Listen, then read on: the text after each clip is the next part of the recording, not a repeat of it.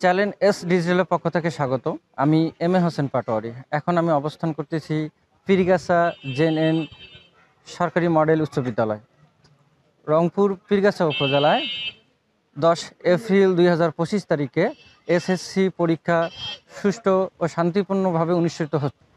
উপজেলার বিভিন্ন কেন্দ্রগুলো পরিদর্শন করে দেখা গিয়েছে শিক্ষার্থীরা যথাসময়ে উপস্থিত হয়ে নিজ আসনে বসছে এবং সকাল 10 ঘটিকার সময় পরীক্ষা শুরু হয়েছে। পরীক্ষার পরিবেশটা, আমার মেয়ে পরীক্ষা দিচ্ছে, পরীক্ষার পরিবেশটা খুব ভালো হচ্ছে। আমার ভালো লাগতেছে যে আমরা সবার জন্য দোয়া করি, সবাই যেন ভালোভাবে পরীক্ষাটা দিতে পারে, এটাই আমার কামনা। আব্দুল জলিল, আমি একজন অভিভাবক। আমার মেয়ে দেওতি হাই স্কুল অ্যান্ড কলেজ থেকে এসএসসি পরীক্ষা দিচ্ছেন জেএন হাই স্কুলে 20 নম্বর রুমে। আশা করি, আল্লাহর কাছে দোয়া প্রার্থনা করি আমার মেয়ে অনেক ভালো রেজাল্ট একটা করবে ইনশাআল্লাহ। তার পাশাপাশি আমি সবার প্রতি দোয়া করব, সকল স্টুডেন্টই জানি এবার অনেক ভালো একটা রেজাল্ট নিয়ে আসতে পারে। বাংলাদেশের সুনাম তারা এভাবেই প্রকাশ করতে পারে, সারা বিশ্বেই যেন বাংলাদেশ একটা রোল মডেল হিসেবে থাকতে পারে, সেই আশা করব আমি। আপনার মোহাম্মদ মুসলিমা আক্তার মিম, কোন স্কুল থেকে পরীক্ষা দিচ্ছ? পশ্চিম দেব সারা মেমোরিয়াল হাই স্কুল।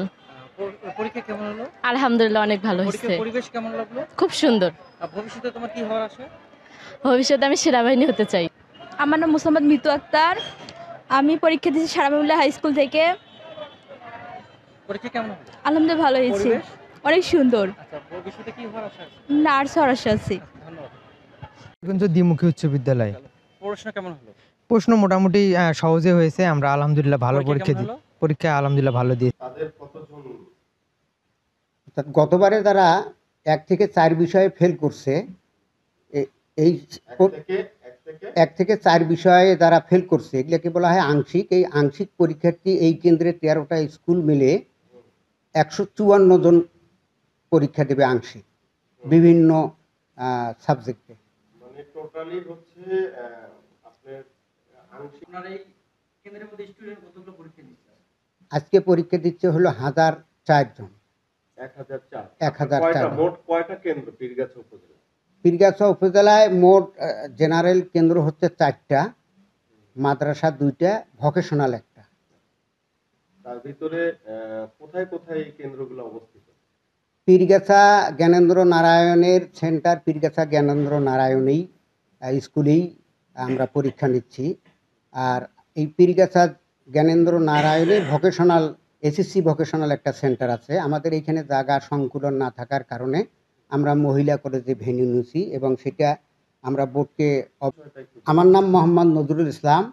আমি এইখানে সর্বপ্রথম 1695-তে সহকারী শিক্ষক হিসেবে যোগদান করি।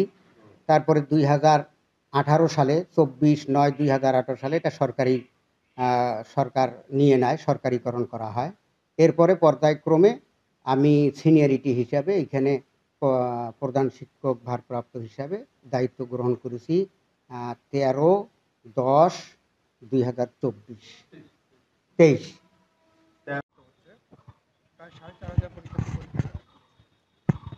আমি আমার দেখা মতে সব জায়গায় সুন্দরভাবে সুষ্ঠুভাবে পরীক্ষা অনুষ্ঠিত হচ্ছে। কোথাও অপ্রীতিকর ঘটনা তেমনভাবে শোনা যায়নি। এক জায়গায় 2 জনকে বহিষ্কার করা হয়েছে। তো যেটাই হোক, মানে পরীক্ষা সুন্দরভাবেই হচ্ছে। যদি কেউ অসাধু উপায় অবলম্বন করার চেষ্টা করে থাকে তাহলে এটা আমি নিশ্চিত করতে চাই, তার বিরুদ্ধে কঠোর আইনানুগ ব্যবস্থা গ্রহণ করা হবে। স্যার, ভবিষ্যতে আমাদের এই অঞ্চলের শিক্ষা ব্যবস্থা নিয়ে আপনার ভবিষ্যৎ পরামর্শ কি? আমাদের না, শিক্ষা উন্নয়নে আপনার বর্তমান সরকার তো আপনারা জানেন যে বৈষম্যহীন এবং উন্নত বাংলাদেশ গড়ার লক্ষ্যে কাজ করে যাচ্ছে। সুতরাং আমাদের উন্নত বাংলাদেশ গড়ার কারিগর হচ্ছে আমাদের এই শিক্ষার্থীরা। তো এই শিক্ষার্থীদেরকে যথোপযুক্তভাবে গড়ে তোলাই কিন্তু আমাদের কাজ। তো সেই ব্যাপারে যেভাবে আমাদেরকে প্রস্তুতি নেওয়া দরকার সেভাবে আমাদের প্রস্তুতি নিতে হবে।